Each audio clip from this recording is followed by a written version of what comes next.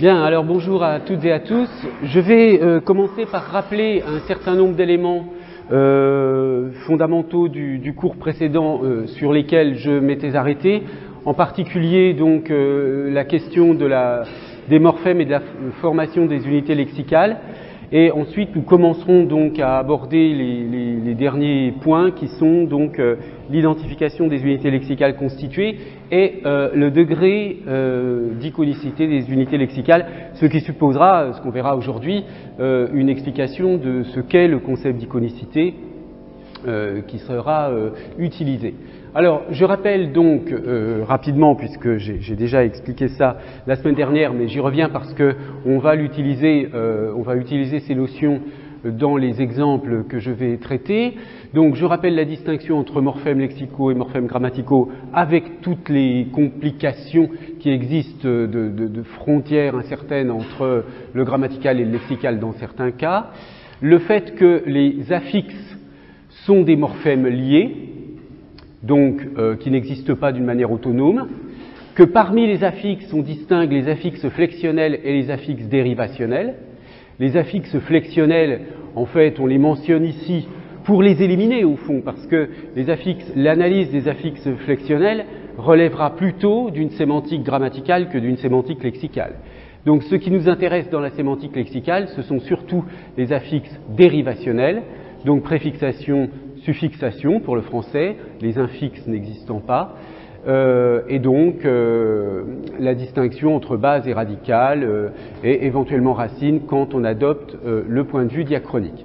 Ensuite, j'avais énuméré un certain nombre de modes de formation des unités lexicales, l'emprunt, donc avec le cas particulier du calque, donc l'emprunt à une langue étrangère, hein, c'est comme ça qu'une langue se nourrit dans son histoire très souvent. On sait bien qu'en français, il y a beaucoup d'emprunts à l'anglais, en particulier dans le vocabulaire du numérique notamment, mais, et inversement, hein, il y a des mots anglais, des mots français dans l'anglais.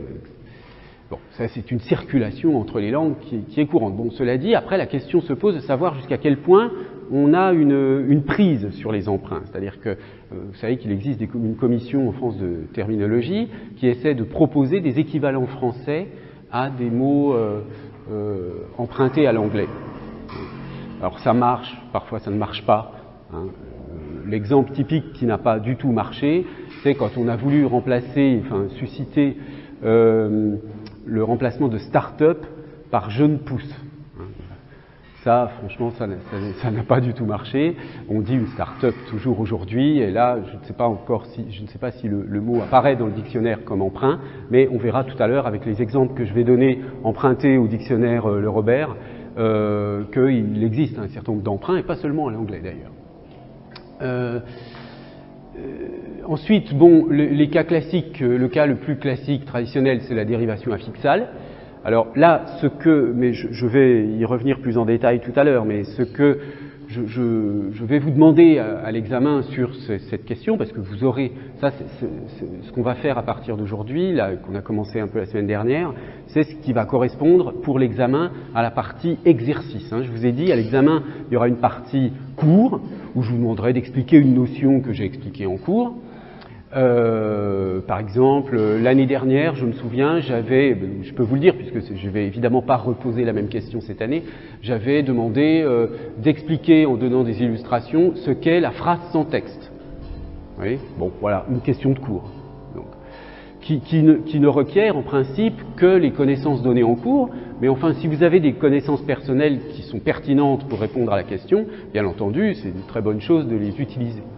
Mais pour cette partie exercice, donc, je vais vous donner des mots à analyser du point de vue de sémantique, mais d'un point de vue de morphologie lexicale en fait. Mais la question sera étudiée d'un point de vue sémantique les mots suivants. Mais ce que je vous demanderai, c'est de faire précisément cette analyse en affixe dérivationnel, c'est-à-dire est-ce qu'il y a de la préfixation, de la suffixation, dans quel ordre, hein, parce que vous voyez, à partir de nationalisation, on part de nation, qui est un nom, ensuite on construit par suffixation un adjectif, national, ensuite on fabrique un verbe, nationalisé.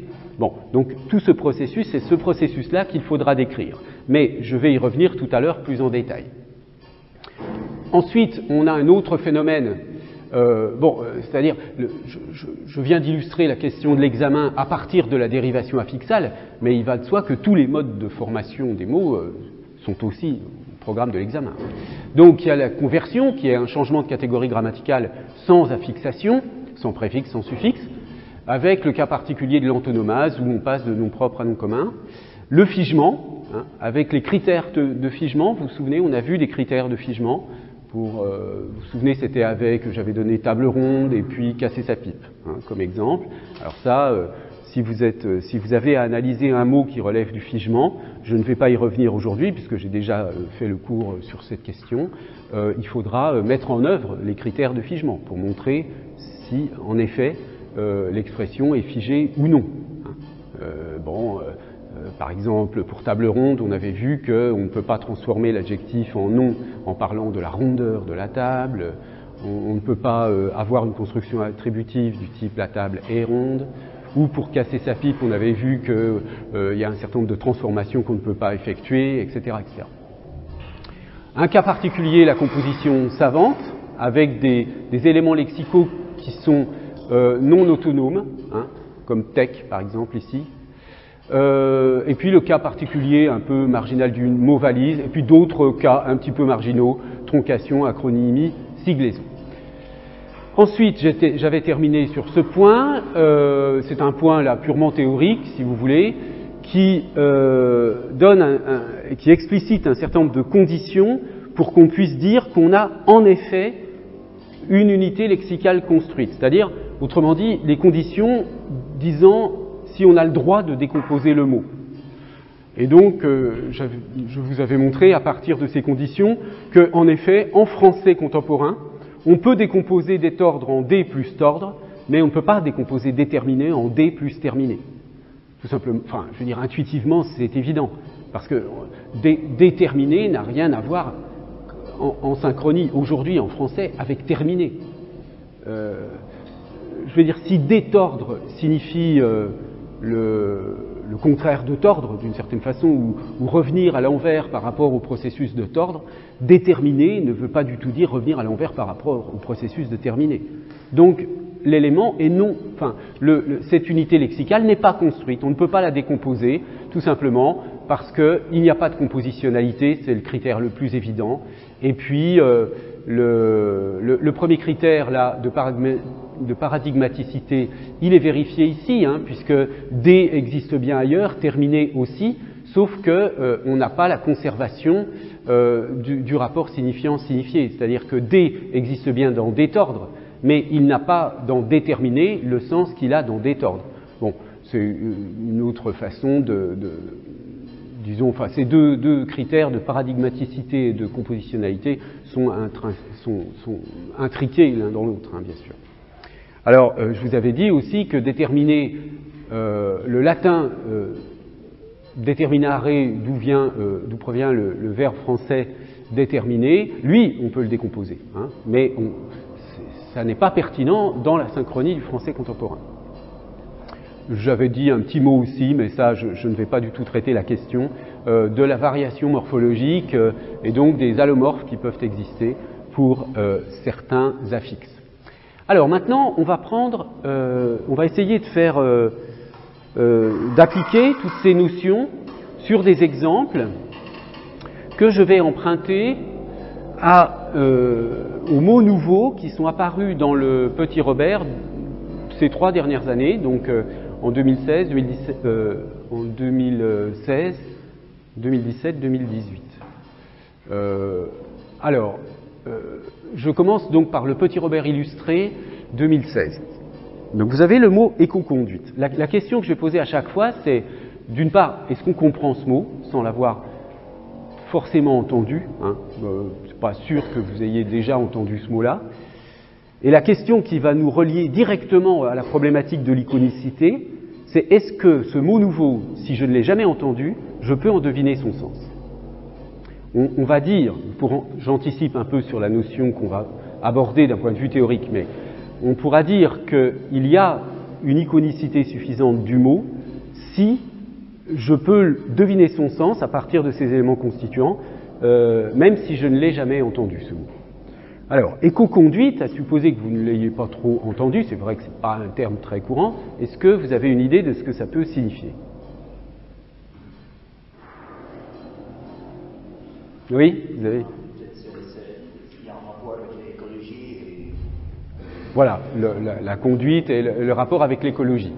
Donc, ici, c'est plutôt alors, c'est ambigu parce que, vous voyez, on a le préfixe éco qui, dans le petit Robert, est présenté comme renvoyant à économique, mais dans la définition, on a ensemble de pratiques qui rendent la conduite d'un véhicule à la fois plus économique et plus respectueuse de l'environnement. Donc, au fond, éco renvoie bien autant, comme vous le disiez, à écologie qu'à économie.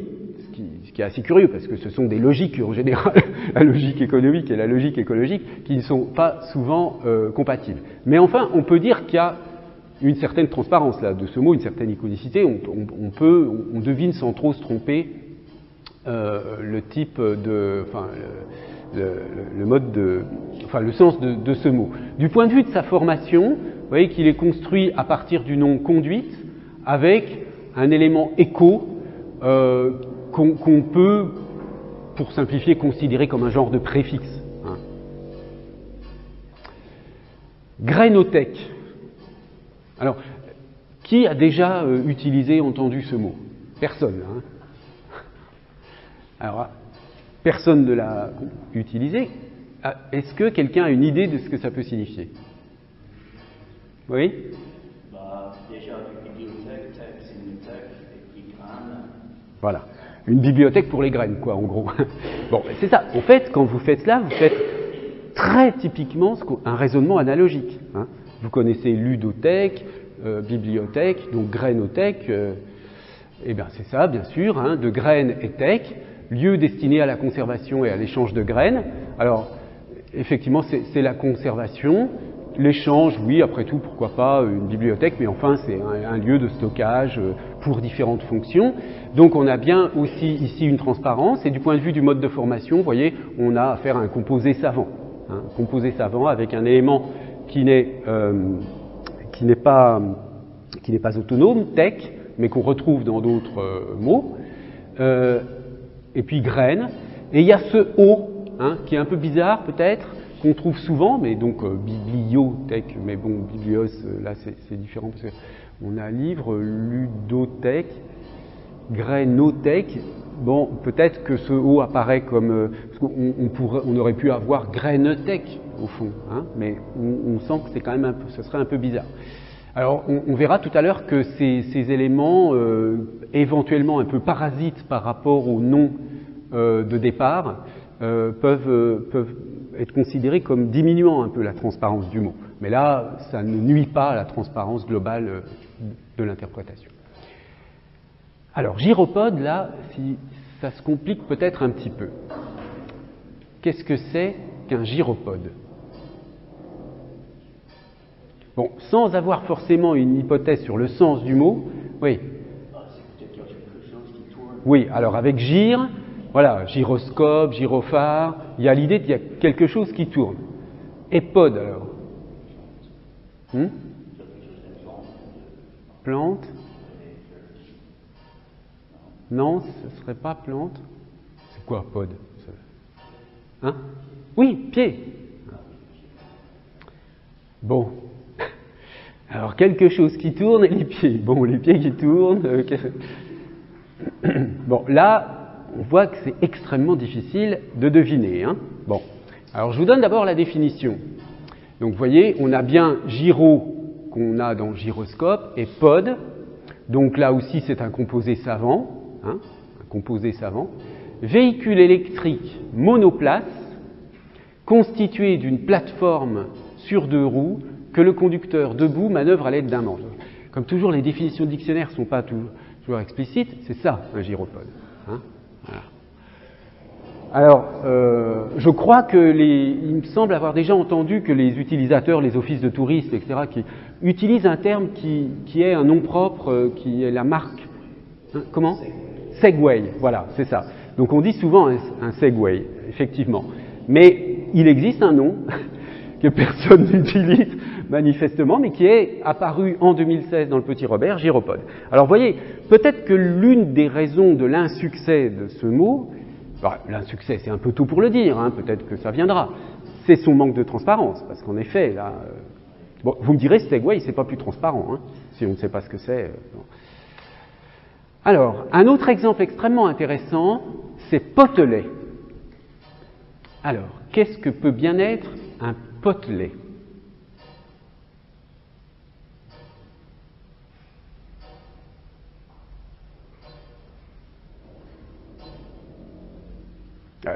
Donnez des hypothèses, hein, Oui?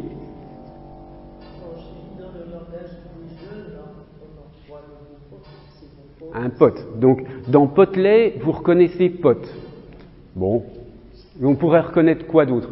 Est-ce que Eulet vous fait pas quand même penser à quelque chose Voilà, l'idée de petitesse, hein, un suffixe qui renvoie à la petitesse. Ça va être juste, on va voir. Mais alors, le radical, parce que, donc du coup, là, vous voyez, le mode de formation, il va être clair. On a un radical et puis un suffixe diminutif. Hein. Donc le radical, pot, pote, un petit pot. Alors oui, ça pourrait. Hein. Alors, plus précisément, c'est pas un petit pot, c'est un petit poteau. Alors, bon, une fois qu'on le sait, on comprend. Hein, un potelet, c'est un petit poteau. Mais la raison pour laquelle cet exemple est extrêmement intéressant, et je vous renvoie à ce que je vous avais expliqué au sujet, vous vous souvenez, de dépoussiérer, par exemple.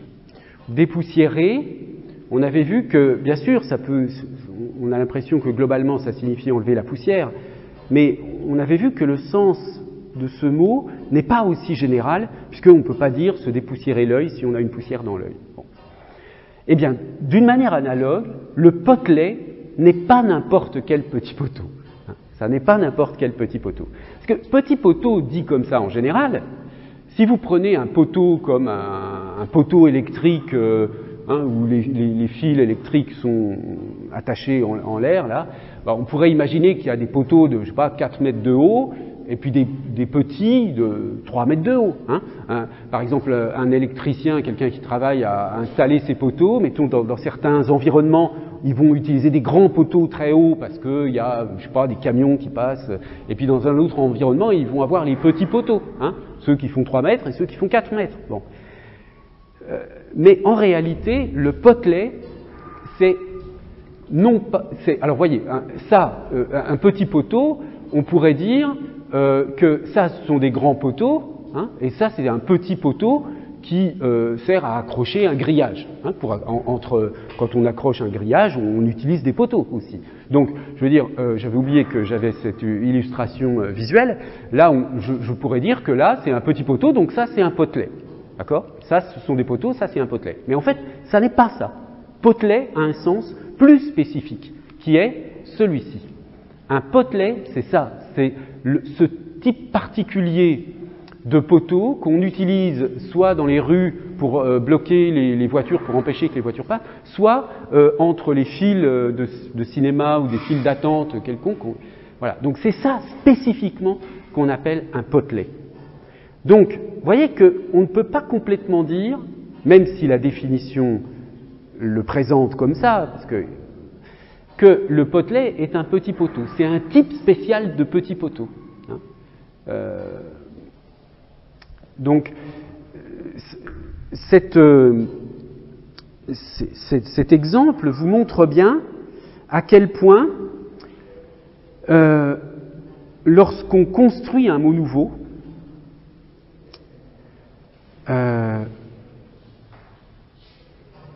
lorsqu'on construit un mot à partir d'éléments, il n'est jamais entièrement équivalent à la simple combinaison des éléments constituants, n'est jamais complètement équivalent à la simple combinaison des mots constituants. Et pourquoi? Mais parce que s'il était équivalent à la combinaison des mots constituants, pourquoi aurait-on eu besoin de créer ce mot? Si on a créé ce mot, c'est parce que ce type d'objet dans notre société s'est développé.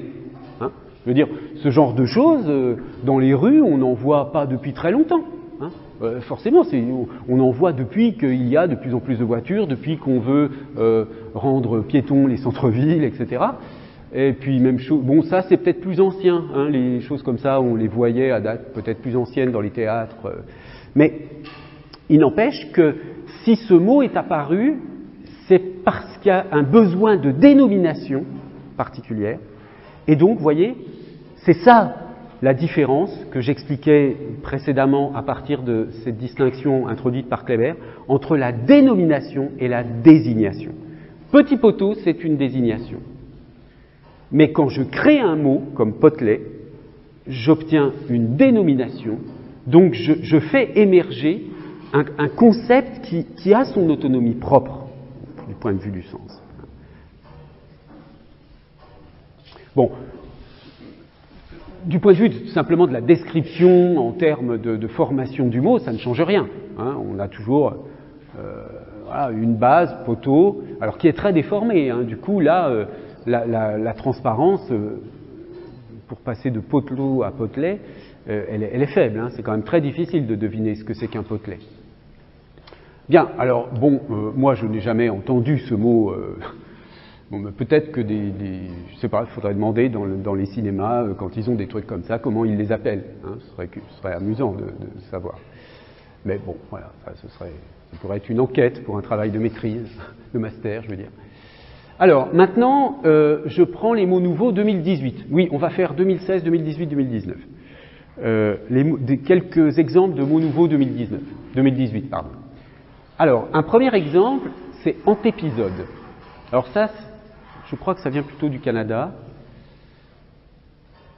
Bon, antépisode, on reconnaît anté, et puis peut-être épisode. Hein. Donc, est-ce que vous voyez l'équivalent anglais ?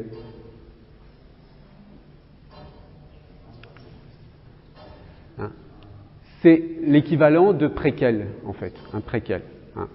C'est-à-dire un épisode antérieur à ce qui s'est déjà passé. Donc c'est une sorte de calque, hein, de préquel, mais qui est formé de l'élément anté, donc un genre de préposition, disons, et puis épisode. Préquel, je le note au passage, c'est un genre de mot valise qui est fabriqué sur le modèle de sequel, à partir du préfixe pré. Bon, babage, ça c'est pas très intéressant, c'est un mot nouveau, mais qui fait partie, enfin, vous voyez, qui est du français régional, bon, qui a été introduit en 2018, donc je l'ai mentionné comme ça, mais c'est pas tellement intéressant pour notre propos, c'est complètement incompréhensible de toute façon, si on n'a pas appris ce mot. Hein, bon. Un bombeur, bon, ça c'est un emprunt, hein, c'est un mot anglais, bombardier, et c'est un type de vêtement, un blouson. Donc là, c'est un emprunt. Cramine, là aussi, c'est du français régional, je passe. C'est du français suisse, hein, un froid intense qui brûle la peau, mais c'est pas très intéressant pour notre propos. Ça, c'est beaucoup plus intéressant, déradicaliser. Bon, là, en revanche, tout le monde a déjà entendu ce mot. Hein, c'est rendre moins radical. Alors, vous voyez, là aussi, rendre moins radical, je veux dire, c'est une définition beaucoup trop générale par rapport au sens spécifique du mot. Ça, définir par rendre moins radical, c'est une lecture de la formation du mot, puisque déradicaliser, eh bien, formé sur radical, puis on a un suffixe isé radicalisé qui transforme l'adjectif radical en verbe, et ensuite on a une préfixation déradicalisée. Ça marche bien dans ce sens-là. On n'a pas d'abord déradical et ensuite isé. Hein. Donc ça c'est important de bien comprendre l'ordre dans lequel ça fonctionne. Mais, je veux dire, si par exemple, lorsque je vous expliquais, je ne sais pas, je prends l'exemple de la conception logicienne la conception logicienne de la sémantique. Hein. Je veux dire, c'est une position radicale, une position radicalement logique. Jamais je dirais, je vais déradicaliser la théorie en la présentant d'une manière plus adoucie. Déradicaliser s'emploie dans un contexte particulier, hein, qui est celui-ci, faire abandonner à quelqu'un une doctrine radicale, ça s'est employé à date récente essentiellement à propos des doctrines, disons, islamistes. Hein. Je veux dire, je ne sais pas si on a utilisé déradicaliser pour des gens qui seraient des anciens fascistes ou communistes extrêmes. On ne va pas déradicaliser un communiste, par exemple. Bon. Donc là aussi, la mention d'une doctrine radicale. Bon, après tout, le mot est disponible pour le faire. Hein. Je veux dire, en ce moment là, avec ce qui se produit au sujet des gilets jaunes, on pourrait dire que les gens cherchent à déradicaliser la position de certains acteurs du mouvement, etc. Donc le mot est disponible pour cela. Mais dans son usage habituel, il a été restreint à un type particulier. Alors, flexitarien, est-ce que vous connaissez ça? Oui? Voilà, hein, c'est un végétarien cool, en gros. Donc c'est un calque de l'anglais, hein, flexitarian, mot valise, qui vient de flexible et de flexible vegetarian, qui limite sa consommation de viande sans être exclusivement végétarien. Hein. Bon, alors ça, moi je ne l'ai jamais entendu, je ne sais pas si... Enfin, manifestement, vous connaissiez, mais vous êtes anglophone. Ah oui, vous le connaissiez par l'anglais. Germanophone? Ah, en allemand aussi, ça existe. Et le mot allemand, c'est flexitarian, donc un calque de l'anglais. Oui, d'accord. Non, mais en France, je ne sais pas, est-ce que parmi vous, quelqu'un a déjà entendu? Oui, vous connaissiez flexitarien. D'accord. Bon, bah, on n'a pas les mêmes fréquentations, alors ça doit être ça. Bon, alors, GAFA, bon, ça tout le monde connaît, je l'ai donné parce que c'est un exemple d'acronyme. Hein, l'acronyme de Google, Apple, Facebook, Amazon, donc c'est un exemple typique de création de mots par acronyme. Ça maintenant c'est un mot dans la presse, les GAFA, etc., responsables de tous nos mots, parce qu'ils sont devenus le symbole de l'hypercapitalisme, etc., et puis des gens qui ne paient pas leurs impôts en France. Bon, bref, je ne veux pas entrer dans des considérations politiques, mais c'est un acronyme extrêmement vivant, apparu récemment et qui s'est tout de suite installé dans le discours d'une manière régulière. Un influenceur, donc ça, GAFA, je veux dire que c'est très peu transparent, hein, il faut l'avoir entendu. J'ai oublié de préciser une chose hein, qui reviendra tout à l'heure. Ces mots qu'on a vus tout à l'heure, bon, je reviens un tout petit peu en arrière, comme potelet ou gyropode. Lorsqu'on les entend la première fois, en effet, on ne peut pas deviner leur sens. Mais une fois qu'on a compris leur origine, leur formation, ben, je pense qu'on les mémorise plus facilement et ensuite ça devient évident. Hein, ça devient évident. Donc il y a une forme de transparence mais qui est secondaire, qui n'est pas primaire. Ça devient transparent et après ça le reste. Je veux dire, maintenant, vous ne pourrez plus jamais oublier ce que ça veut dire un potelet, par exemple. Vous vous en souviendrez jusqu'à votre lit de mort. Vous vous souviendrez. Un potelet, vous n'hésiterez jamais en disant est-ce que c'est un petit pot ou pas, je me souviens plus bien. Non, maintenant que vous l'avez vu, c'est mémorisé pour toujours. Donc votre système cognitif, dès qu'il a quelque chose de régulier, il l'intègre parfaitement. Hein. C'est la puissance de l'analogie. Bien. Alors, pour influenceurs, là, il y a quand même une grande transparence.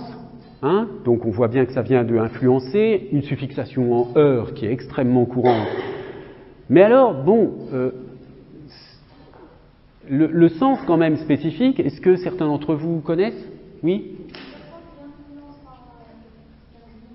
Par les réseaux sociaux principalement, oui c'est ça. Hein, c'est une personne qui, bon la définition est celle-ci, qui a une grande influence sur les décideurs ou sur l'opinion, souvent via les réseaux sociaux, etc. Un influenceur, c'est quelqu'un qui lance un peu des modes, ou qui lance voilà. Donc, on a bien une bonne transparence du mot, c'est-à-dire on sent bien que c'est un dérivé nominal du verbe influencer, c'est-à-dire c'est quelqu'un qui influence, Mais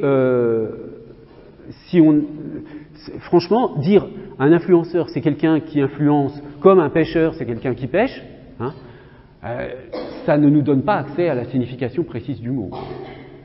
Donc là, il y a une transparence, mais vous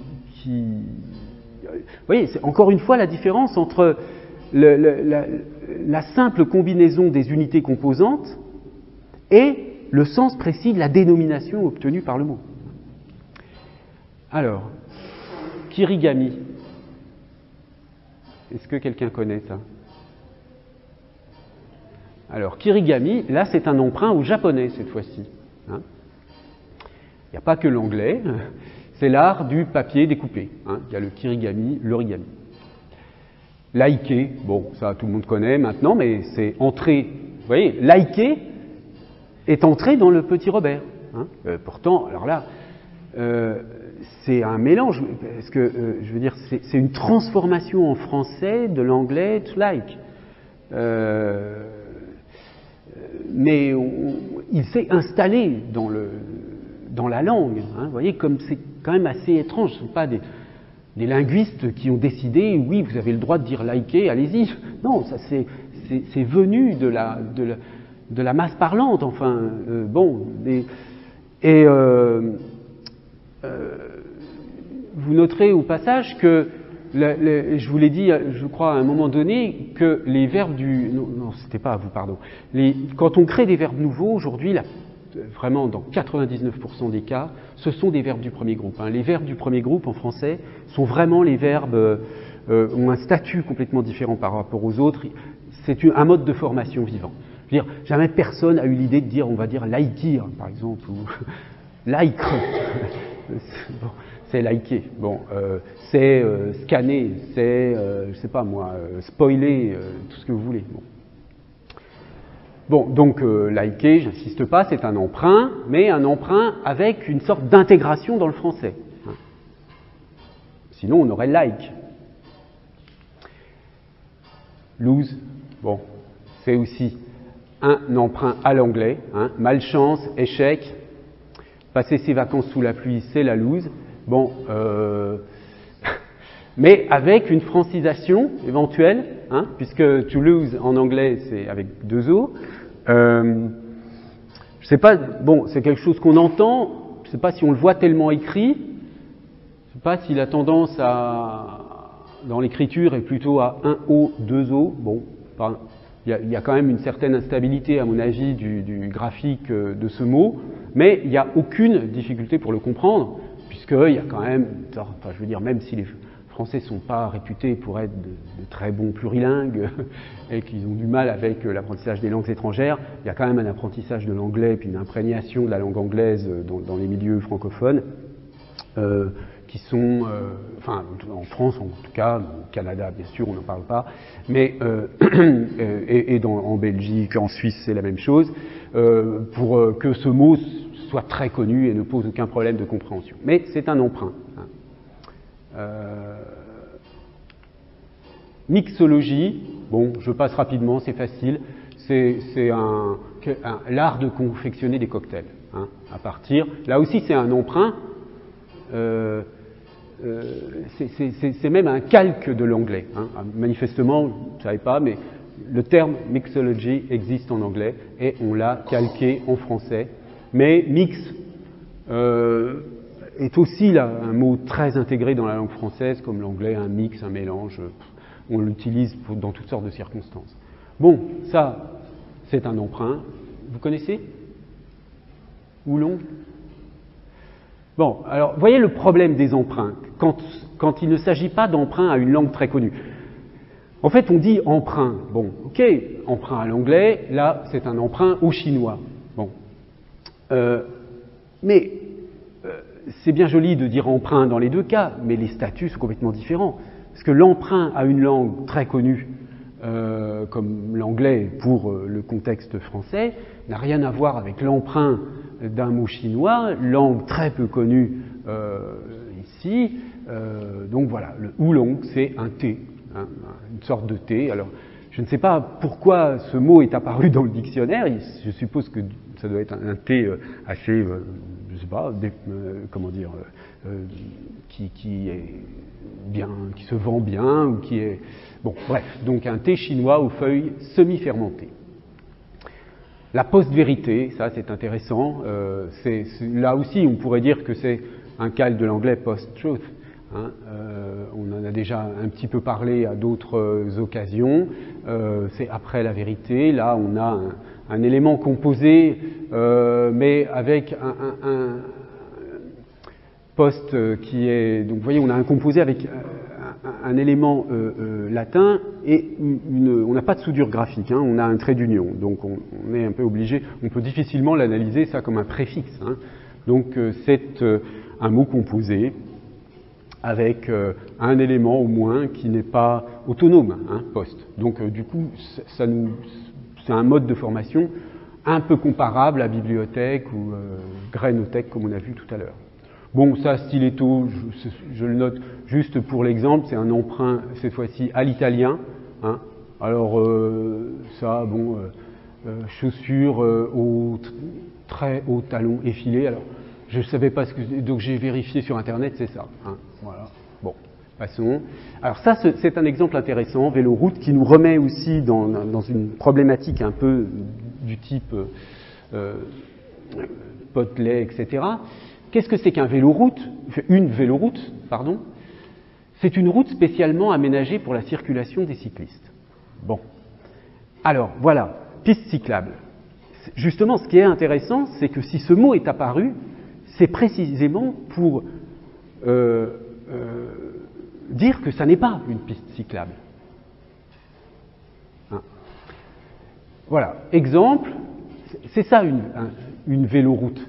C'est une route sur laquelle ne peuvent pas du tout aller les voitures. Véloroute, elle est trop étroite, les voitures ne peuvent pas... C'est une route exclusivement réservée pour les vélos, les piétons, mais... En tout cas, les voitures ne peuvent pas passer. Alors que dans une piste cyclable, c'est une piste cyclable dans un endroit où il peut y avoir des voitures. Hein. Donc, là aussi, on a créé une dénomination pour l'usage, pour un usage particulier qui ne se réduit pas à simplement un lieu de circulation pour les vélos. Alors maintenant, quelques exemples du dernier, du Robert qui va paraître là en 2019, puisque en fait vous pouvez avoir la liste complète si vous tapez sur Google mot nouveau petit Robert 2019, vous avez une liste. Là j'ai pris juste quelques extraits que je trouvais intéressants, mais vous avez la liste complète accessible sur Internet. D'ailleurs j'ai pas pensé, j'aurais pu vous mettre le lien, je vais l'ajouter sur la diapositive. Alors bon, accorderie, voyez là c'est un mot plutôt qui s'utilise au Canada, hein, à partir donc une formation suffixale à partir du verbe s'accorder ou à partir du nom accord, réseau d'échange de services entre habitants. Alors ça, c'est vraiment pas du tout compréhensible en France. Hein. En gros, c'est un endroit où on s'échange des outils, du matériel. Enfin, il y a des lieux comme ça en France. Je ne sais pas exactement comment ça s'appelle, mais au Canada, on a ce nom, accorderie. Bon, donc là aussi, on voit, il y a une certaine transparence, c'est-à-dire qu'une accorderie, on va penser à accorderie, boulangerie, etc. Donc un lieu où on accorde, mais bon, le problème, c'est que accorder, s'accorder. En français canadien, ça a peut-être directement un sens de se mettre d'accord, mais pas en français de France. Bon, aérothermie, ça c'est pas extrêmement intéressant, mais je l'ai indiqué simplement pour donner un exemple de mots formés par composition savante. Animalisme, là aussi c'est intéressant, hein, animalisme, parce que on voit bien le mode de formation par suffixation, isme. Mais l'animalisme, ça pourrait signifier la passion des animaux, etc. Mais non, c'est précisément un mouvement de défense des droits des animaux en tant qu'être sensible. Donc c'est un équivalent à mon avis, un synonyme de antispécisme. Je ne sais pas si pour les spécialistes, il y a une différence entre animalisme et antispéciste. Est-ce qu'on peut être animaliste tout en n'étant pas antispéciste. Bon, là on entre dans des considérations trop complexes. Bon. Antisystème, qui s'oppose au système en place. Bon, ça malheureusement, on ne sait que trop ce que ça signifie. Grossophobie, ça c'est intéressant parce que les mots en phobie, en France, là, ces dernières années, ont beaucoup prospéré. Hein. Islamophobie. Alors là, on a grossophobie, que franchement j'ai découvert, j'avais jamais entendu cela, mais bon, ça va être dans le Robert 2019. Donc on comprend bien l'information, là aussi, c'est formé à partir d'un élément non autonome, donc composition savante à partir de gros. Donc à partir de l'adjectif gros, donc attitude de stigmatisation, de discrimination envers les personnes obèses ou en surpoids. Avec toujours cette chose extrêmement curieuse qu'on trouve avec les mots en phobie, c'est que phobie, en latin, ça renvoie à l'idée de peur. Mais la grossophobie, ça ne veut pas dire qu'on a peur des gros. Pas plus que... Quand on parle par exemple d'islamophobie, ça ne veut pas dire d'abord qu'on a peur de l'islam, mais plutôt qu'on est en désaccord, enfin, bon, qu'on déteste. Hein. C'est plutôt l'idée de détestation que l'idée de peur qui se dégage. Et là, c'est bien ça, c'est une attitude de stigmatisation. Voilà, je disais islamophobie, ça va être stigmatisation de l'islam, et pas peur de l'islam. Hein. D'ailleurs, certaines personnes, j'ai déjà entendu certains journalistes, certains intellectuels, dire « moi, j'assume le mot d'islamophobie, non pas que je stigmatise l'islam, mais parce que ça me fait peur. » Et c'est ça que signifie islamophobie. Bon, ce qui est un jeu très dangereux sur les mots, hein, parce que c'est une façon de justifier a posteriori l'emploi d'un mot dont on voit bien que sa formation est orientée d'une manière... En tout cas, ce que je veux dire par là, c'est que l'élément formateur phobie, bien qu'il renvoie en latin à la notion de peur, est interprété en tant qu'élément formateur du français comme avec cette idée de stigmatisation. Bon, mais pas pour tous les mots. Je sais pas, arachnophobie, par exemple, là c'est clairement la peur des araignées. C'est pas la stigmatisation, c'est pas dire du mal des araignées. Bon, mais les mots de création récente, je sais pas, est-ce qu'il y a d'autres exemples comme islamophobie, pardon, homophobie, voilà, c'est pas avoir peur des homosexuels. Hein. Pauvrophobie, j'ai déjà entendu, la pauvrophobie, c'est-à-dire le fait, la stigmatisation des pauvres. Hein. Bon, oui. Donc, en fait, l'élément phobie renvoie beaucoup plus à l'idée de stigmatisation qu'à l'idée de peur. Alors, attrape-rêve, ça c'est typiquement un calque, hein, comme l'exemple de Skyscraper que je vous avais donné, là c'est Dreamcatcher qui est calqué. Autocomplétion, bon, c'est aussi un calque de l'anglais, pas très intéressant. Alors ça, c'est un mot suisse, donc bon, mais je vous l'ai donné quand même comme exemple de mot absolument pas transparent. Hein. Azorer, réprimander, gronder, se faire azorer par ses parents. Bon, alors moi j'ai jamais entendu ça en France, mais peut-être que vous l'avez déjà entendu, manifestement ça se dit en Suisse, je ne sais pas à quel degré, mais ça vient de Azor, nom traditionnel de chien. Donc là le mode de formation est complètement opaque. Hein. Alors chatbot, là c'est intéressant parce que le mot anglais, bon c'est un emprunt, hein, mais le mot anglais chatbot est lui-même un mot valise qui est formé de chat, hein, au sens de chatter, etc., et puis de bot qui est un élément de robot, de robot. Donc c'est un exemple intéressant de mot valise qui était en anglais et qui a été repris en français, avec la même prononciation. Hein. Vous voyez, c'est toujours pareil avec les mots. Quand un mot anglais passe au français, parfois on garde en partie ou complètement la prononciation. Ici, on aurait pu le transformer en disant un chabot. Hein. Bon, mais non. Peut-être qu'un jour ça viendra, mais parce qu'on dit un robot. Hein. On dit, pourquoi pas ou alors il faudrait dire un chat, puisque chat en français est un chatbot. Bon, mais parce qu'un chatbot, on comprendrait le lien avec robot, à la rigueur. Hein. Mais chatbot, si on ne sait pas ce que ça signifie au départ, on ne peut pas le deviner en français, on ne peut pas du tout faire le lien avec robot. Le dégagisme, alors là aussi, c'est quelque chose de très... Pardon ? Très tendance, oui, le dégagisme, ça c'est le moins qu'on puisse dire en ce moment. Avec une formation extrêmement transparente, sur dégagé, etc. Et donc, rejet de la classe politique en place. Bon, ouais, ça sera peut-être le mot de l'année, là. Bon, activisme, ça c'est intéressant aussi parce que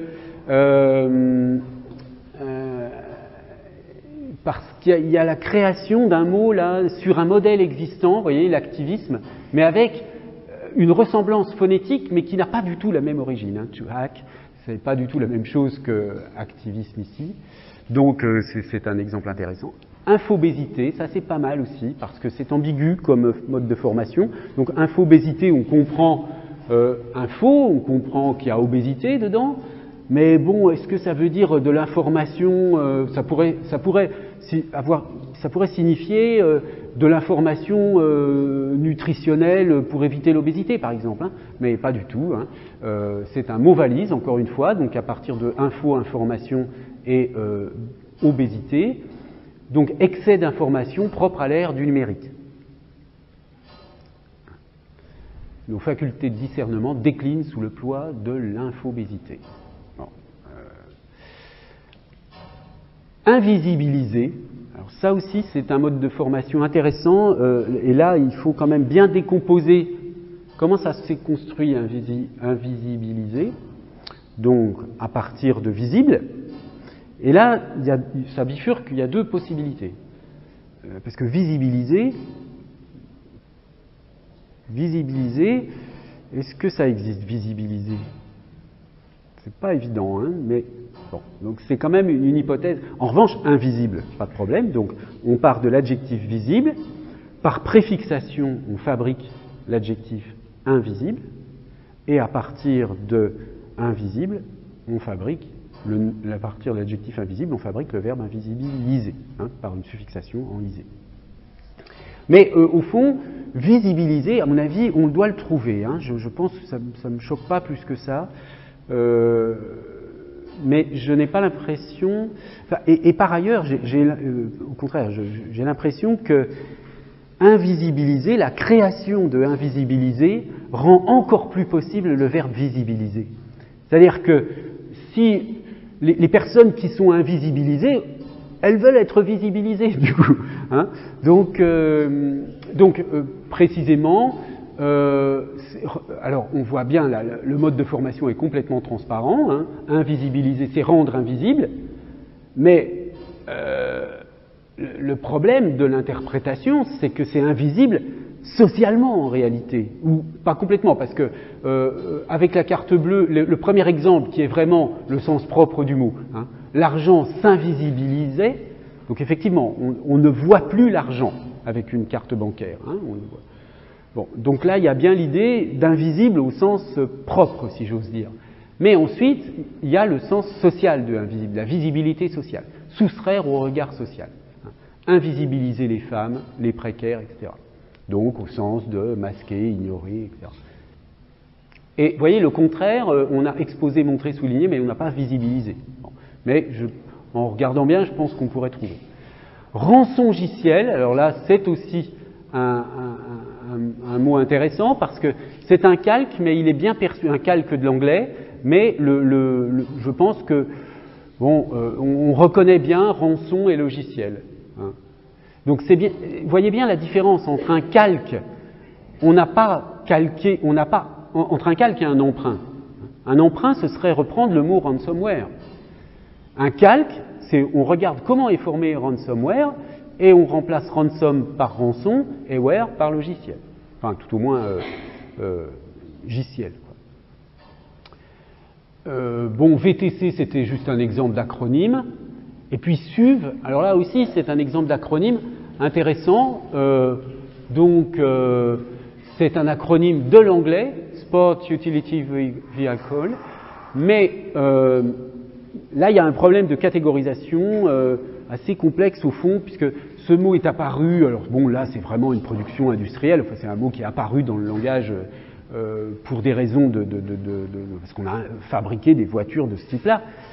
Mais il y a un autre mot, donc crossover, et franchement, savoir distinguer, est-ce que vous êtes capable de dire qu'est-ce qui fait, quelle est la différence entre SUV, SUV et crossover?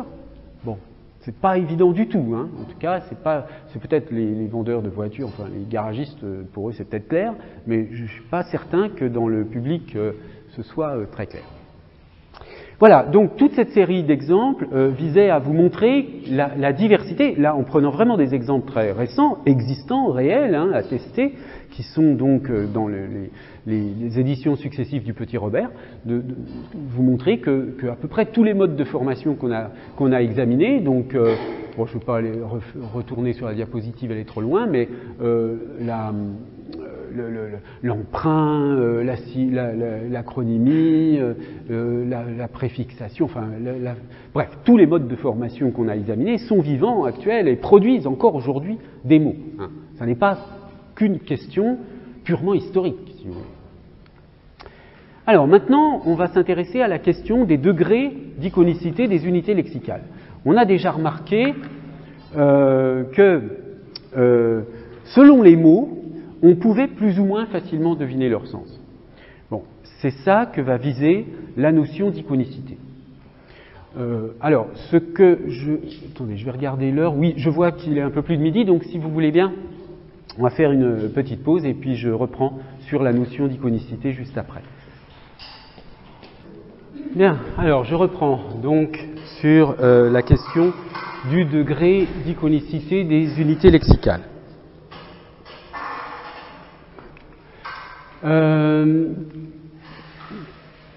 Qu'est-ce qu'on appelle iconicité aujourd'hui en linguistique? C'est tout simplement l'idée qu'il y a une similarité entre forme et contenu dans les signes. Bon, voyons une définition un peu plus précise que j'emprunte à Olga Fischer, qui est une linguiste angliciste de l'Université d'Amsterdam et qui est vraiment au plan international très reconnue sur la question de l'iconicité. Elle organise tous les 2 ans avec une de ses collègues de l'Université de Zurich un colloque international intitulé Iconicity in Language and Literature. Et donc, elle est vraiment, enfin, c'est vraiment une grande spécialiste de cette question d'iconicité. Donc voici comment elle définit l'iconicité, comme une notion sémiotique, donc j'y reviendrai dans un instant, qui renvoie à une ressemblance ou une analogie naturelle entre la forme d'un signe, le signifiant, que ce soit une lettre, un son, c'est-à-dire un phonème, enfin un graphème, un phonème, ou alors une lettre, un son, un mot, une structure de mot, ou même l'absence de signe, c'est-à-dire un morphème zéro, par exemple. Et donc d'une part, donc une analogie, une ressemblance entre la forme d'un signe et l'objet ou le concept, le signifié, si on veut, auquel il réfère dans le monde, ou plutôt dans notre perception du monde. Autrement dit, donc, l'analogie, c'est une similarité entre la forme et le contenu du signe, ce contenu pouvant être compris soit au plan conceptuel, soit au plan référentiel. Disons que plus exactement, ce serait au plan conceptuel, c'est-à-dire le concept auquel l'objet renvoie dans notre perception du monde.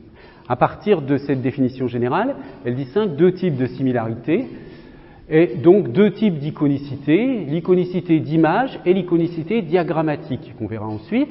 Donc d'abord l'iconicité d'image, elle est définie de la façon suivante: la similarité entre le signe et l'objet peut être due à des traits communs qui sont inhérents aux deux. Donc, c'est-à-dire il y a des points communs entre la forme et le sens du signe. Quand elle dit le signe et l'objet, il faut comprendre le signifiant et l'objet, disons, avec toutes les précautions que j'ai prises précédemment sur le fait de savoir si c'est un concept, un objet du monde ou un objet dont on a la représentation. Et donc, par une inspection directe du signe iconique, on obtient de l'information vraie au sujet de cet objet. C'est le cas de ce qu'on appelle l'iconicité d'image, comme un portrait ou une onomatopée, par exemple coucou, et le signe est appelé une image iconique, voilà, elle relève de l'iconicité d'image. Alors, cette notion d'iconicité d'image, vous voyez que, vous connaissez tous le principe saussurien de l'arbitraire du signe, hein, avec cette idée qu'il n'y a pas de ressemblance, pas de lien rationnel entre le signifiant et le signifié. Ici, on ne parle pas tellement, pas tant du signifié que du concept, et surtout, l'idée, c'est qu'il y a une similarité. Bon.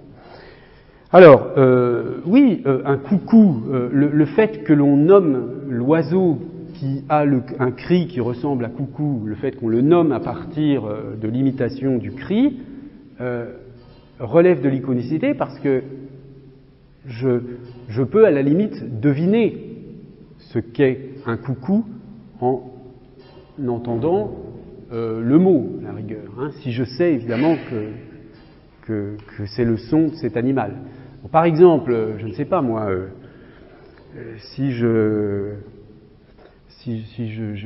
tout d'un coup perdu la mémoire des mots, hein, et que je veux vous dire le nom j'ai perdu la mémoire de certains mots et que je veux vous dire le nom d'un animal et que je vous dis c'est une meu. Bon, vous allez tout de suite comprendre qu'une meu c'est une vache. Donc, et un chien, je veux dire, les enfants disent ça parfois, hein, ils vont dire je sais pas, enfin là je m'avance un peu, mais nommer, au lieu de nommer l'animal, ils vont le nommer par le nom de l'animal. Donc ouais, ça c'est un exemple typique, l'onomatopée, bon, qui semble un peu marginal dans les langues, hein, malgré tout, mais c'est juste un exemple, parce qu'au fond, la valeur de cette iconicité d'image est beaucoup plus grande que ça. Bon, c'est un point qu'on examinera, enfin, que vous verrez peut-être l'année prochaine, selon que oui, si vous faites un master en linguistique ou en langue française, vous aurez des cours là-dessus.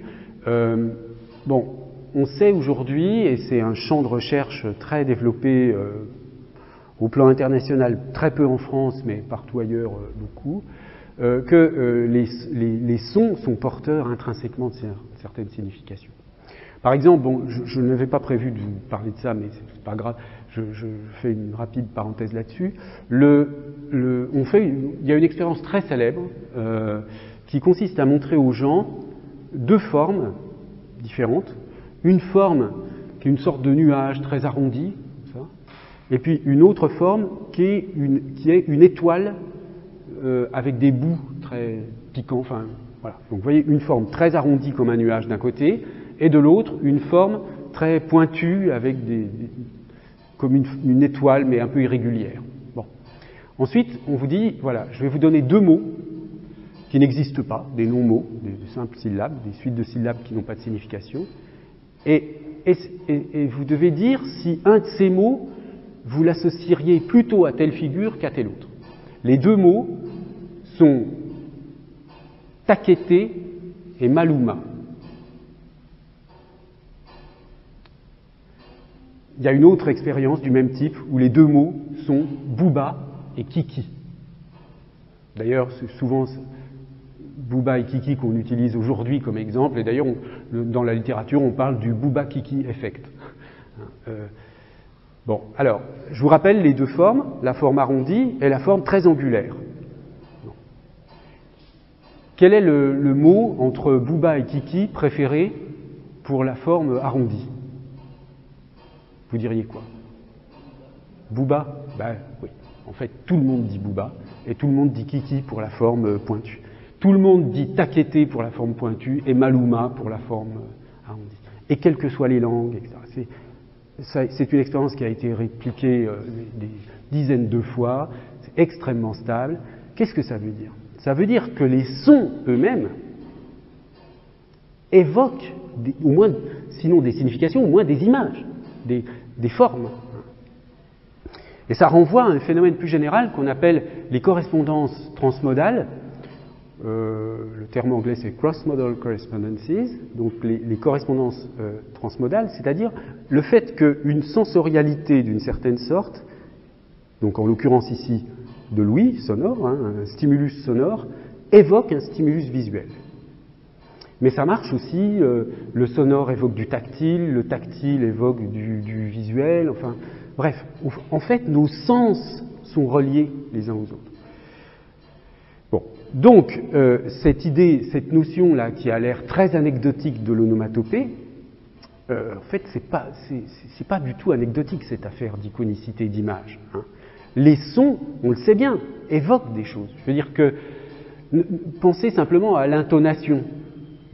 Quand vous parlez à quelqu'un doucement, quand vous voulez vous fâcher contre quelqu'un, spontanément, vous utilisez un signal sonore puissant. Bon, donc, et quand vous voulez je sais pas, dire quelque chose d'intime, etc., vous allez utiliser une puissance sonore beaucoup plus faible. Enfin, donc, et on interprète automatiquement. Enfin, on ose à peine dire c'est pas vraiment de l'interprétation, mais c'est on comprend immédiatement, sans interpréter, que quelqu'un est fâché d'ailleurs, quand on est fâché, on articule d'une manière différente. Enfin, bref, il y a toutes sortes de signaux qui sont dans le son lui-même qui donnent de la signification. Hein, toutes sortes d'indices dans les sons eux-mêmes qui donnent de la signification. Donc, ce phénomène, aujourd'hui, on l'étudie d'une manière assez approfondie, parce qu'en fait, comme c'est commun, comme ce Bouba-Kiki effect là fonctionne pour toutes les langues, toutes les cultures, à de très très rares exceptions, on se rend compte que c'est une propriété générale de la cognition humaine. Et d'où ça vient? Alors il y a plusieurs hypothèses, hein, mais il y a notamment une hypothèse qui est assez souvent acceptée, enfin tout au moins qui circule beaucoup aujourd'hui. C'est l'hypothèse selon laquelle, enfin, c'est un héritage en fait de l'espèce. C'est une explication évolutionniste en fait. Hein. C'est-à-dire que nos ancêtres, même avant qu'il y ait le langage, ont dû apprendre à reconnaître la différence entre les animaux gros, lourds, dangereux et les animaux petits, pas dangereux. Or, les animaux gros, lourds, produisent des sons graves parce qu'ils ont une caisse de résonance importante, enfin bon. Et puis les animaux légers, je sais pas, les oiseaux, etc., produisent des sons aigus. Donc il y a une association entre l'aigu et le petit, le léger, etc., et le grave et le lourd, le grand, etc. Alors cette opposition, si vous voulez, entre les B sont plus graves que les te, que, etc., qui sont donc des occlusives sourdes. Mais cette opposition vaut surtout pour l'opposition vocalique, et ça aussi c'est un résultat dans le Bouba-Kiki, si vous voulez, hein, entre le A et le I. Le A renvoie au grand, au lourd, etc. Le I renvoie au petit, au léger, à l'étroit. Et au-delà de l'explication évolutionniste, il y a aussi une explication, si vous voulez, articulatoire. Lorsque vous prononcez un A, vous ouvrez grand la bouche.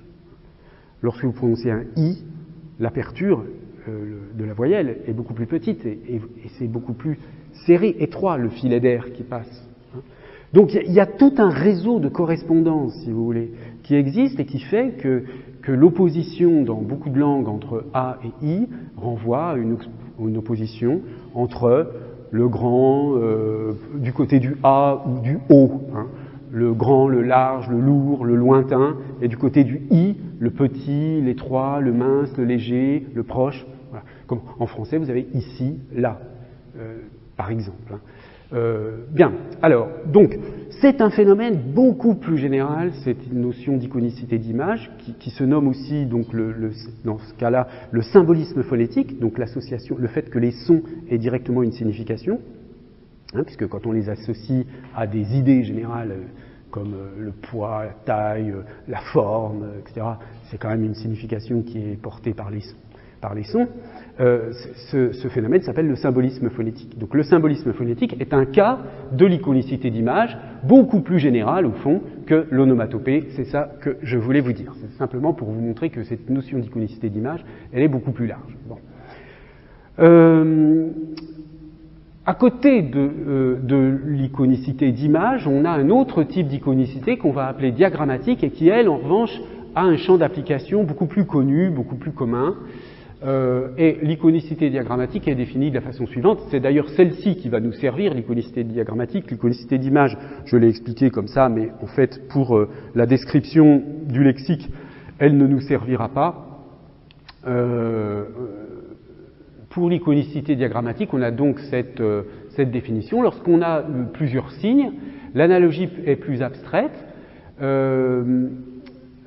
Nous avons affaire alors à de l'iconicité diagrammatique qui est fondée sur une relation entre des signes, qui reflète une relation similaire entre des objets ou des actions. Par exemple, la séquence temporelle d'action est reflétée dans la séquence des trois verbes dans la citation de César, Weni, Widi, Wiki. Dans cet exemple, le signe est un diagramme iconique. Alors, ici, au lieu d'avoir une analogie binaire entre deux éléments, comme tout à l'heure on a une analogie proportionnelle, plus précisément, je décris un peu mieux parce que ça paraît tellement évident qu'on ne voit même pas parfois en quoi c'est intéressant. Vous avez donc dans la phrase Weni, Widi, Wiki, donc je suis venu, j'ai vu, j'ai vaincu, célèbre phrase attribuée à César, vous avez trois mots, vous avez le plan des mots, trois mots qui se succèdent, et vous avez les événements, l'événement de venir, l'événement de voir et l'événement de vaincre. Bon, il se trouve, mais c'est une évidence absolue, mais il faut quand même le dire, que l'ordre des mots est le même que l'ordre des événements. Alors, il se trouve que toutes les langues permettent ça. Mais certaines langues permettent de modifier cet ordre, c'est-à-dire d'avoir un ordre des mots qui ne reflète pas l'ordre des actions. Mais il n'y a aucune langue dans laquelle cette possibilité-là n'existe pas. Donc, et ça, c'est un exemple d'iconicité. Il y a beaucoup d'autres exemples, mais ça irait au-delà de notre sujet. Bon, et puis, elle précise, toujours dans la même définition, je suis toujours dans la définition d'Olga Fischer, que c'est surtout l'iconicité diagrammatique qui va être utile, et cette iconicité diagrammatique, c'est cette iconicité grâce à laquelle nous comprenons des mots nouveaux que nous n'avons jamais entendus, puisque on va fabriquer une sorte de combinatoire qui va nous permettre d'accéder au signifiant à partir du signifié. Je veux dire que quand vous devinez le sens d'un mot que vous n'avez jamais entendu, ça signifie que le signifiant n'est pas arbitraire. Parce que si le signifiant est arbitraire, pour comprendre le mot, vous ne pouvez pas le connaître si on ne vous l'a pas expliqué auparavant. Puisque dans un mot arbitraire, le rapport entre le signifiant et le signifié est une pure convention. C'est une pure convention. Donc, soit vous avez appris la convention, soit vous ne la connaissez pas et vous ne pouvez pas deviner. À partir du moment où vous pouvez deviner le sens du mot, quelles que soient les conditions, que ce soit par symbolisme phonétique, par onomatopée, donc par un genre d'iconicité d'image, soit par combinatoire, à partir du moment où vous pouvez deviner le sens à partir de la forme, ça signifie qu'il y a de l'iconicité. Donc, dans tous les exemples qu'on a vus à partir des différentes éditions du Petit Robert et des mots nouveaux du Petit Robert, chaque fois qu'on pouvait deviner au moins en partie le sens du mot, eh bien, ça signifie qu'on avait, dans ces cas-là, de l'iconicité. Bon, de l'iconicité de type diagrammatique. Bon, alors, si vous voulez, la notion d'iconicité se décline d'une manière beaucoup plus complexe, mais ça, je vous le mentionne, ça ne fait pas partie du programme de l'examen. Je vais apporter là 2-3 petits éléments complémentaires d'éclairage, mais qui sont une parenthèse théorique, si vous voulez, qui n'est pas au programme de l'examen, parce que c'est un peu trop théorique, justement. Donc, vous voyez, l'iconicité se divise en iconicité d'image et d'iconicité diagrammatique, et ensuite l'iconicité diagrammatique peut se distinguer de différentes façons. Nous, celle qui va nous intéresser, c'est l'iconicité de la motivation, puisqu'on va avoir des signes qui relèvent de ce que Saussure appelle la motivation relative. Bon, donc, ce qu'on peut conclure sur ce point, c'est que l'iconicité renvoie au principe d'une similarité entre forme et contenu, et qu'on a 2 grands types d'iconicité. Alors, je poursuis la très brève parenthèse théorique en vous disant un tout petit mot de l'origine de cette notion d'iconicité, parce que, comme le disait bien la citation d'Olga Fischer, l'iconicité est d'abord une notion sémiotique, qui vient de la théorie des signes, de la sémiotique. Et plus précisément, elle provient de celui qu'on considère comme étant le fondateur de la sémiotique, c'est-à-dire Charles Sanders Peirce, via un travail de Jacobson. Alors, l'origine, l'introduction du mot d'iconicité dans la linguistique provient de cet article de Jacobson de 1965, à la recherche de l'essence du langage. Jacobson, je suppose que certains d'entre vous ont entendu parler, c'est un grand linguiste. Donc, il a publié cet article dans lequel il expliquait un certain nombre de notions tirées de Peirce, la notion d'indice, d'icône, de symbole, donc les notions de symbolique, iconique, indicielle. Jacobson montrait comment ces notions issues de la théorisation sémiotique de Peirce pouvaient être utilisées en linguistique. Et c'est à partir de là qu'un certain nombre de travaux qu'on ne faisait pas auparavant, parce que la plupart des linguistes, disons, s'arrêtaient au principe de l'arbitraire et considéraient que, bon, compte tenu du fait que la linguistique moderne c'est plus ou moins construite, bon, on sait bien que c'est faux, mais en tout cas, il y a tout au moins une partie de la linguistique moderne qui s'est référée au cours de linguistique générale de Saussure, et que dans le cours de linguistique générale de Saussure, il y avait ce principe de l'arbitraire, on n'avait aucune raison d'aller chercher le rapport entre signifiant et signifié. Et c'est d'ailleurs, dans cet article, Jacobson parle un peu injustement, mais bon, du dogme de l'arbitraire, que la notion d'iconicité permet de se déprendre du dogme de l'arbitraire. Bon, donc c'est à partir de là qu'on a commencé à s'intéresser à cette question de l'iconicité en linguistique, jusqu'à aujourd'hui où c'est devenu une question centrale, aussi dans la linguistique cognitive. Et Peirce, donc je vous donne ici simplement ces dates, 1839-1914, donc c'est un philosophe américain.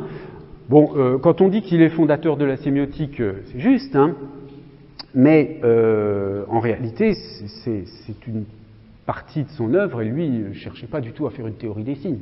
Pour lui, la sémiotique, c'est une théorie, enfin, je veux dire, son système de classement des signes, c'est une problématique purement philosophique, tout simplement parce qu'il considère qu'on ne peut pas penser sans signes. Donc étudier la pensée, ce que fait un philosophe, c'est d'abord étudier les signes, les types de signes, d'où sa typologie des signes. Alors je vous ai donné cette petite citation extraite d'une correspondance célèbre avec une certaine Lady Welby, dans laquelle on voit bien, et effectivement, c'est une espèce de savant génial qui a touché à toutes sortes de problèmes,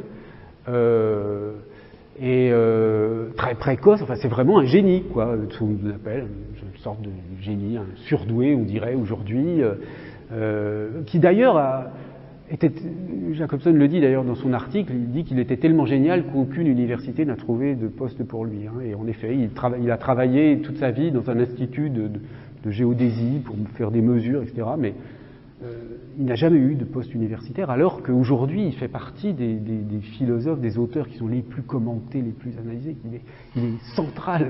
Vous voyez, hein, parfois, l'institution ne sait pas reconnaître les créateurs. Bon. Alors, la théorie du signe chez Peirce consiste à dire, je cite ici un passage, alors la référence, la CP, signifie Collected Papers, et c'est comme ça qu'on nomme les écrits de Peirce tels qu'ils sont publiés actuellement. Alors il y a un travail d'édition depuis des années de réédition de l'ensemble de l'œuvre de Peirce, mais ce sont des milliers de pages. Donc il dit la chose suivante, c'est une traduction bien sûr, hein, un signe ou représente amène, est quelque chose qui représente à quelqu'un quelque chose sous quelque rapport ou à quelque titre. Il s'adresse à quelqu'un, c'est-à-dire crée dans l'esprit de cette personne un signe équivalent ou peut-être plus développé. Ce signe qu'il crée, je l'appelle l'interprétant du premier. Ce signe représente quelque chose, son objet. Il représente cet objet, non sous tous les rapports, mais par référence à une sorte d'idée que j'ai appelée quelquefois le fondement ou ground du représentamène. Donc, on a, au lieu du couple signifiant-signifié, une triade. Donc là, c'est une théorie plus classique du signe que celle de Saussure. Une triade avec le représentamène, l'interprétant et l'objet. D'accord ? L'objet, c'est ce qui est un peu exclu par Saussure, c'est-à-dire l'objet du monde, d'une certaine façon. Et puis, le représentamène, c'est le signifiant. En gros, hein, c'est l'équivalent, c'est pas du tout la même chose, mais c'est un peu l'équivalent. Et puis, l'interprétant, c'est le signifié. Sauf que tout cela s'inscrit dans une problématique assez différente, mais je passe sur ce point. Donc, grosso modo, la théorie du signe, elle se représente comme elle peut être représentée de cette façon-là. On a le signe ou représentamène. Donc, il dit parfois signe juste pour le signifiant, pour l'équivalent du signifiant, ou parfois signe pour l'ensemble, hein, comme chez Saussure, il y a parfois une indistinction. L'objet qui est donc la chose du monde désignée, l'objet du monde désigné, réel ou imaginaire, et puis l'interprétant, c'est-à-dire grosso modo la signification. Tout cela est vu d'un certain point de vue, hein, c'est-à-dire que le signe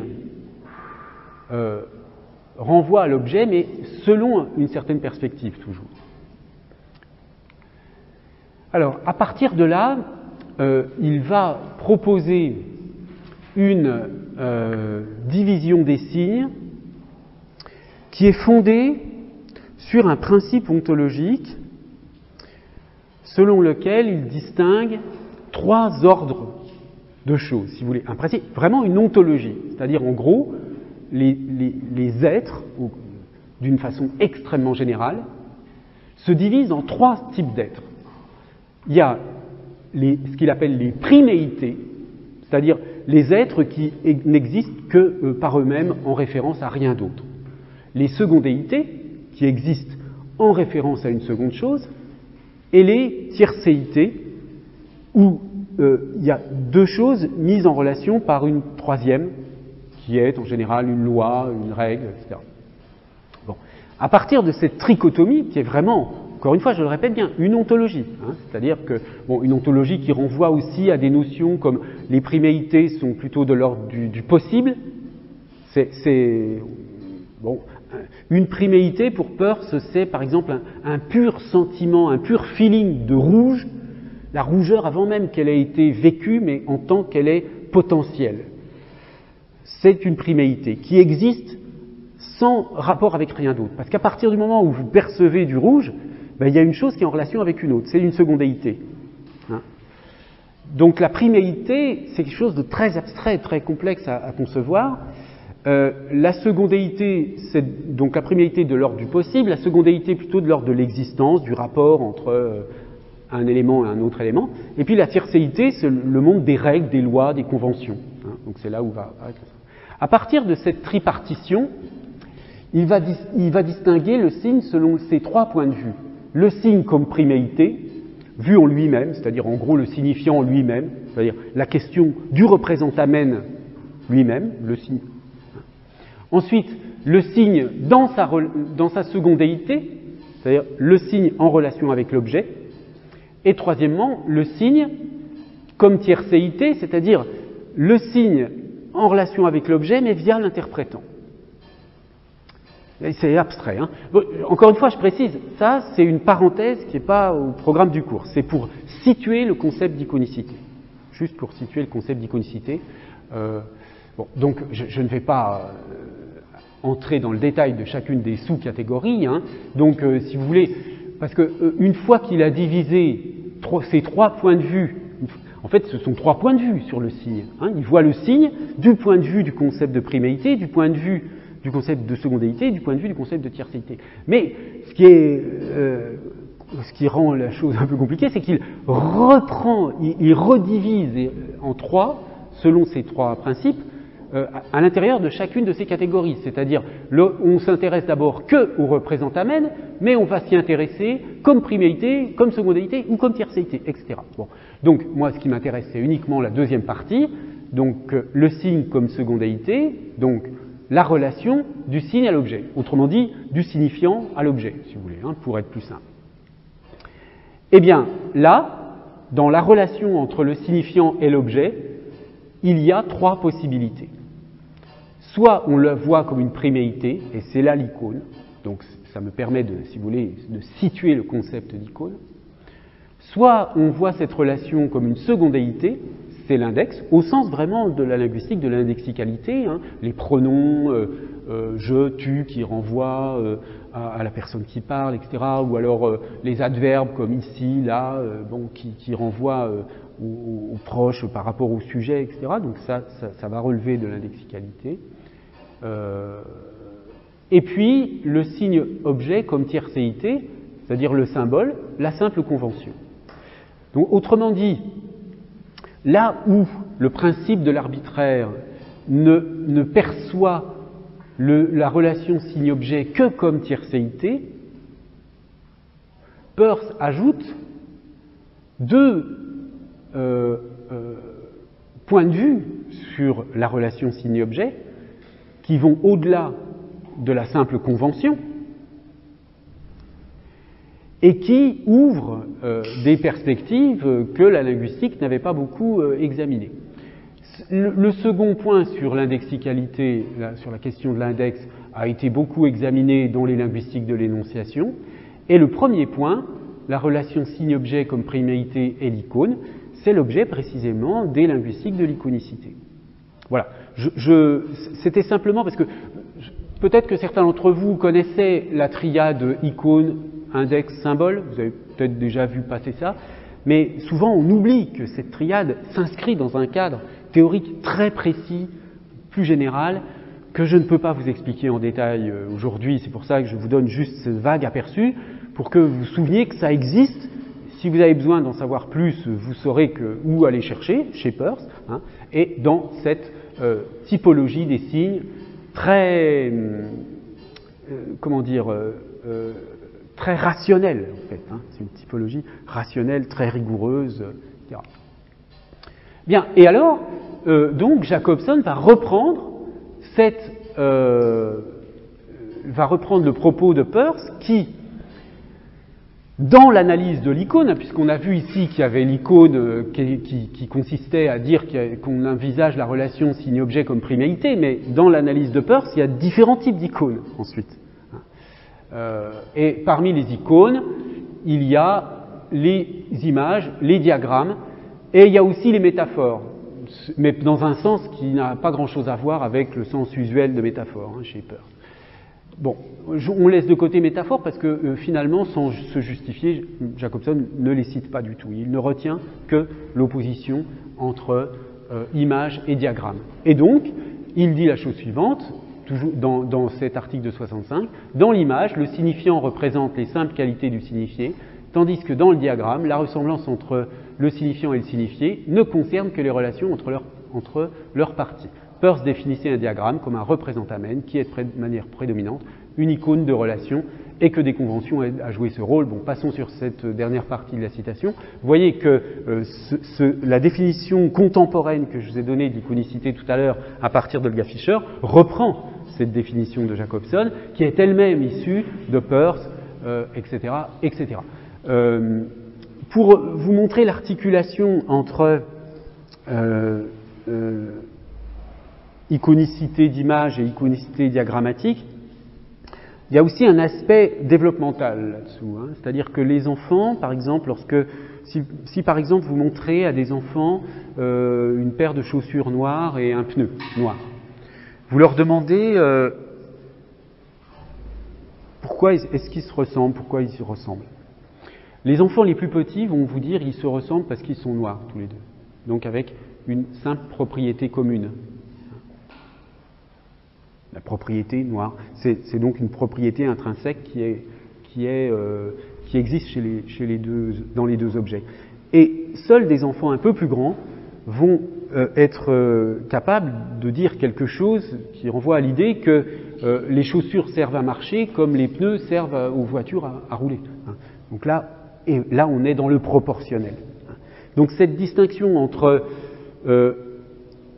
un attribut commun, le noir du pneu, le noir des chaussures, d'une part, et un attribut relationnel analogique commun, comme les chaussures sont aux pieds comme les pneus sont aux voitures, ou plutôt aux roues d'ailleurs, il faudrait dire, hein, les chaussures aident à protéger, à marcher comme les pneus aident à rouler pour les voitures.